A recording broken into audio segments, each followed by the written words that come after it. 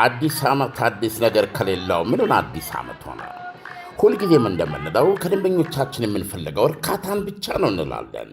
ለአዲሱ ዓመት ደግሞ ከእርካታ ጋር ታላቅ ደስታን ጨመርንበት።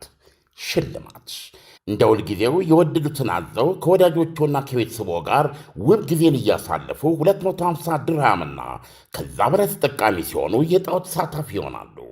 ኩፖኑ ላይ ስምና አድራሻውን ሞልተው በተቀመጠው ሳጥን ውስጥ ይከታሉ። ኦንላይን ለምታዙ ደንበኞቻችን ትዕዛዙ ከ250ና ከዛ በላይ ከሆነ ኩፖን አብረን የምንልክ ሲሆን ሞልተው በዱከም ሬስቶራንት በሚገኘው ሳጥን ማስገባቱን አይዘንጉ።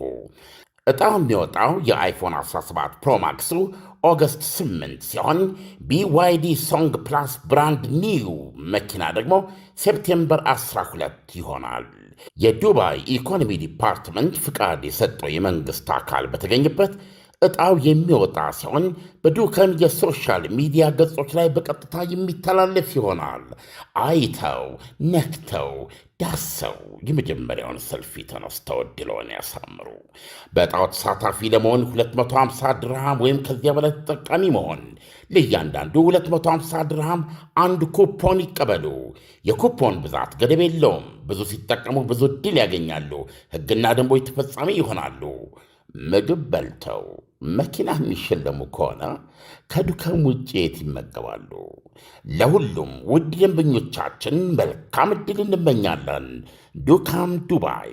ጤና ይስጥልን አድማጮች፣ ይህ አዋዜ ልዩ ላልሰማችሁ ነው። ከመረጃዎቹ ጋር አብርሃም መኳንንት ነኝ። ያለፈው 2025 ዓመት ከሩዋንዳ የዘር ጭፍጨፋ በኋላ ከፍተኛ የንጹሐን እልቂት የተፈጸመበት ዓመት እንደነበር በጥናት ተመላከተ።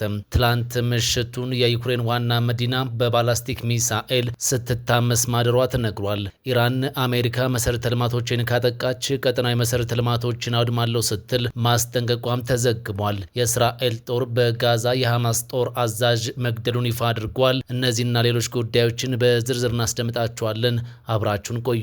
ያለፈው የ2025 ዓመት ከሁለተኛ ዓለም ጦርነቱ ወዲህ ጦርነትና እልቂት የተመዘገበበት ጊዜ እንደነበር በጥናት ተመላክቷል። ሩሲያ ትላንት አዳሩን የባላስቲክ ሚሳኤሎችን በመጠቀም በዩክሬን ላይ ከባድ የተባለ ጥቃት ማድረሷም ታውቋል። ሞስኮ በዩክሬን ላይ የምታደርሰውን የአየር ጥቃት በከፍተኛ ሁኔታ አባብሳ ገፍታበታለች ተብሏል። አምስተኛ ዓመቱን ሊደፍን እየተንደረደረ ባለው ጦርነት ሞስኮ ከ1.4 ሚሊዮን በላይ የሚሆኑ ተዋጊዎቿን እንዳጣችም ተነግሯል። ሩሲያ እስካሁን እያደረገች ባለው ጦርነት ከጠቅላላ ሕዝቧ ውስጥ 1% የሚሆነው ሞቶባታል አሊያም ቆስሎባታል ተብሏል። በአንጻሩ ዩክሬን ደግሞ ከ525000 እስከ 625000 የሚገመት የሰው ኃይል ማጣቷ ተነግሯል። በእርግጥ እንዲህ አይነቱ የጦርነት ኪሳራዎችን ሪፖርት ያደረጉት ለዩክሬን ውግንና እንዳላቸው የሚታወቁም የምዕራብ ሀገራት ምንጮች እንጂ ሁለቱም ሀገራት የሚያምኑበት ቁጥር አይደለም። ሞስኮ የትላንት ምሽቱን ጥቃት ያደረሰችው የአውሮፓ ሕብረት ኮሚሽን ፕሬዝዳንት በዩክሬን ጉብኝት ካደረጉ ከጥቂት ሰዓታት በኋላ መሆኑ የጉዳዩን ክብደት ጨምሮታል። ሩሲያ ካለፈው ወር ወዲህ ለመቀልበስ በጣም አስቸጋሪና ፈጣን የሆኑ የባላስቲክ ሚሳኤሎችን በመጠቀም ዩክሬንን ቁም ስቅል እያበላቻት ነው። ዩክሬን እነዚህን የባላስቲክ ሚሳኤልን ለመቀልበስ የሚያስችል የአየር መከላከያ ስርዓት ከመጪው ዓመት ጀምሮ ማምረት እንድትጀምር ፍቃድ መሰጠቱን ፕሬዝዳንት ትራምፕ መግለጻቸው ይታወቃል። አሁን ይህ ሁሉ የሚሳኤል ውርጅብኝ እየወረደባት የሚገኘው የአየር መከላከያ ስርዓት በእጇ ላይ ባለመኖሩ እንደሆነም ይነሳል። የምሽቱ የሩሲያ የባላስቲክ ሚሳኤል የዩክሬንን ዋና መዲና ኢላማ ያደረገ እንደነበር ታውቋል። ጥቃቱ 2 ሰዎችን ሲገድል 6 የሚሆኑትን ደግሞ አቁስለዋል ነው የተባለው። የአስተዳደር ህንፃዎችና መጋዘኖችም በባላስቲክ ሚሳኤል መመታታቸው ታውቋል። ሞስኮ የትላንቱን ጥቃት ጨምሮ በሐምሌ ወር ብቻ 6 ከባድ የአየር ጥቃቶችን አድርሳለችም ተብሏል። የዩክሬን አየር ኃይል ጥቃቱ ከመድረሱ አስቀድሞ የአደጋ ጊዜ ማስጠንቀቂያ ደውሎችን ሲያሰማ እንደነበርም ተነግሯል። የአደጋ ጊዜ ሰራተኞች በሌሎች አካባቢዎች ተጨማሪ ጉዳት መድረሱንና አለመድረሱን ለማወቅ ስራዎችን እየሰሩ እንደሚገኙም ኪቭ ፖስት ዘግቧል። የትላንት ምሽቱ ጥቃት የተፈጸመው የሩሲያ ኃይሎች ከሰሞኑ በዩክሬን ላይ እጅግ ከባድ የተባለውን ጥቃት ካደረሱ በኋላ ነው። በሰሞንኛው ጥቃት የሞስኮ ኃይሎች 13 ሰዎችን ሲገድሉ ተጨማሪ 50 ሰዎች ደግሞ ቆስለዋልም ተብሏል። ሩሲያ ከቅርብ ጊዜያት ወዲህ የዩክሬን ከተሞችን በረጅም በረጅም ርቀት ሚሳኤል ማጥቃቷን አጠናክራ ቀጥላለች። በዚህ የተነሳም በ4 ዓመቱ ጦርነት የንጹሃን ሞት በዚህ ወር እጅግ ከፍተኛ መሆኑን ዩክሬን አስታውቃለች። የመንግስታቱ ድርጅት በሰኔ ወር ብቻ 293 ሲቪሊያን ሲገደሉ እንዲሁም 1990 የሚደርሱት ደግሞ ጉዳት ደርሶባቸዋል ብሏል። ከተመዘገበው ጉዳት ውስጥም 45 በመቶ የሚሆነው የደረሰውም በረጅም ርቀት ሚሳኤልና በድሮን መሆኑም ይፋ ተደርጓል።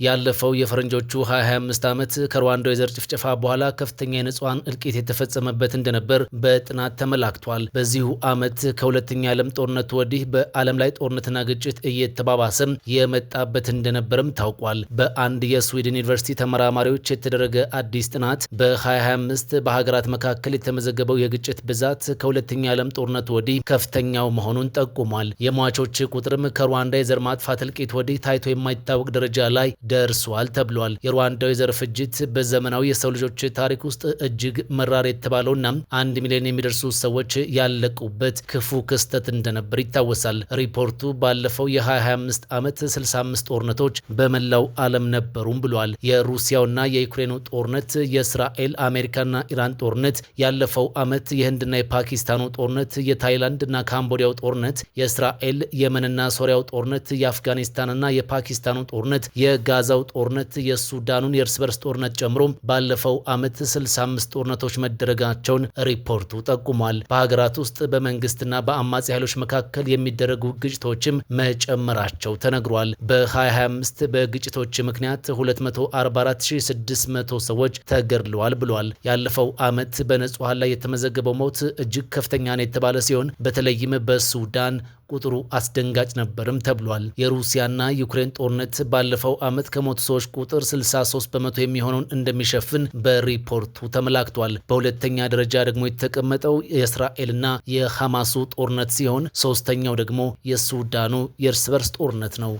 ኢራን አሜሪካ መሰረተ ልማቶችን ካጠቃች ቀጠናዊ መሰረተ ልማቶችን አውድማለሁ ስትል አስጠነቀቀች። የኢራን ጦር ቃል አቀባይ በሆርሙዝ ሰርጥ ላይ የሚደረግ ማናቸውም ጣልቃ ገብነቶች የቴህራን ሊጣስ የማይችል ቀይ መስመር መሆኑን ተናግሯል። አሜሪካ የኢራንን መሰረተ ልማቶች ኢላማ ካደረገች ቀጠናዊ መሰረተ ልማቶችን እንደምታወድም ቴህራን ዛሬ ማስጠንቀቂያ መስጠቷን የፋርስ የዜና ወኪል አስነብቧል። የጦሩ ቃል አቀባይ መሰረተ ልማቶቻችንን ካጠፉ በምላሹ በቀጠናው የሚገኘውን ማንኛውንም ቀሪ መሰረተ ልማት እናወድማለን ብለዋል። ይህ የኢራን ከበድ ያለ ማስጠንቀቂያ የመጣው ፕሬዝዳንት ዶናልድ ትራምፕ ኢራን ወደ ድርድር ጠረጴዛው ካልመጣች የኃይል አቅርቦቷና ድልድዮቿን ወደ ማጥፋት እናምራለን ካሉ በኋላ ነው። እስራኤል ሄዝቦላህ ትጥቅ እስካልፈታ ድረስ ሊባኖስ ውስጥ እቆያለሁ አለች። በዋሽንግተን የእስራኤል አምባሳደር የሄል ሌትር ሄዝቦላህ የጦር መሳሪያ ታጥቆ እስካለና የእስራኤልን ሰላማዊ ዜጋዎች ስጋት ላይ መጣሉን እስከቀጠለ ድረስ የሀገሪቱ መከላከያ ሰራዊት በሊባኖስ ውስጥ ባቋቋመው የደህንነት ቀጠና ውስጥ መቆየቱን ይቀጥላልም ብለዋል። ከቤይሩት ጋር በሚደረገው ድርድር የእስራኤልን ቡድን እየመሩ ያሉት አምባሳደሩም የዚህ ስምምነት ዓላማ ኢራንና ሄዝቦላህን ማስወጣት ነው ብለዋል። ኢራን በሊባኖስ ውስጥ ምንም አይነት ህጋዊ ሚና እንደሌላትና ለእስራኤል ደህንነት ሲባልም ሆነ ለሊባኖስ ሉዓላዊነት መወገድ አለባት በማለት ተናግሯል። አምባሳደሩ አክለውም ሄዝቦላ ትጥቅ በፈታ ማግስት እኛም ሊባኖስን ለቀን መውጣት እንችላለን ብለዋል።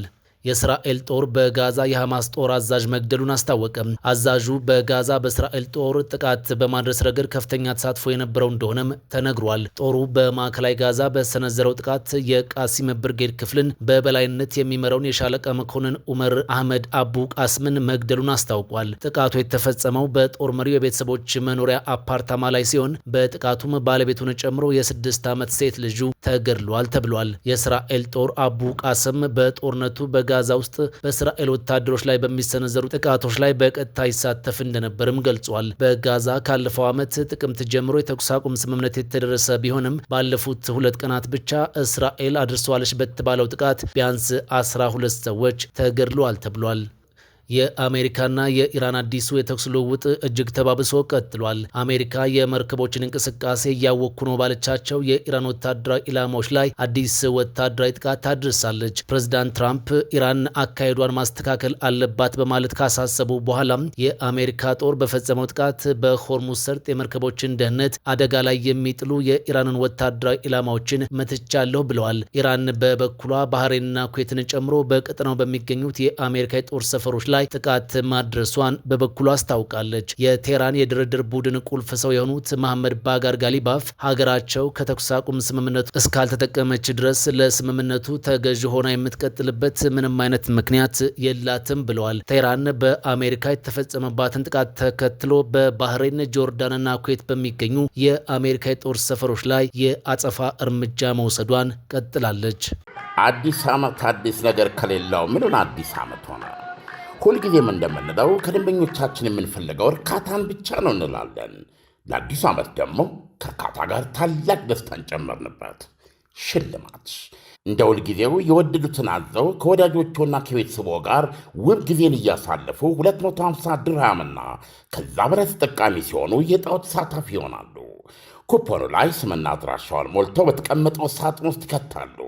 ኦንላይን ለምታዙ ደንበኞቻችን ትዕዛዙ ከ250ና ከዛ በላይ ከሆነ ኩፖን አብረን የምንልክ ሲሆን ሞልተው በዱከም ሬስቶራንት በሚገኘው ሳጥን ማስገባቱን አይዘንጉ። ዕጣው የሚወጣው የአይፎን 17 ፕሮማክሱ ኦገስት 8 ሲሆን BYD ሶንግ ፕላስ ብራንድ ኒው መኪና ደግሞ ሴፕቴምበር 12 ይሆናል። የዱባይ ኢኮኖሚ ዲፓርትመንት ፍቃድ የሰጠው የመንግሥት አካል በተገኘበት ዕጣው የሚወጣ ሲሆን በዱከም የሶሻል ሚዲያ ገጾች ላይ በቀጥታ የሚተላለፍ ይሆናል። አይተው ነክተው ዳሰው የመጀመሪያውን ሰልፊ ተነስተው ዕድልዎን ያሳምሩ። በዕጣው ተሳታፊ ለመሆን 250 ድርሃም ወይም ከዚያ በላይ ተጠቃሚ መሆን፣ ለእያንዳንዱ 250 ድርሃም አንድ ኩፖን ይቀበሉ። የኩፖን ብዛት ገደብ የለውም። ብዙ ሲጠቀሙ ብዙ ዕድል ያገኛሉ። ሕግና ደንቦች ተፈጻሚ ይሆናሉ። ምግብ በልተው መኪና የሚሸለሙ ከሆነ ከዱከም ውጭ የት ይመገባሉ?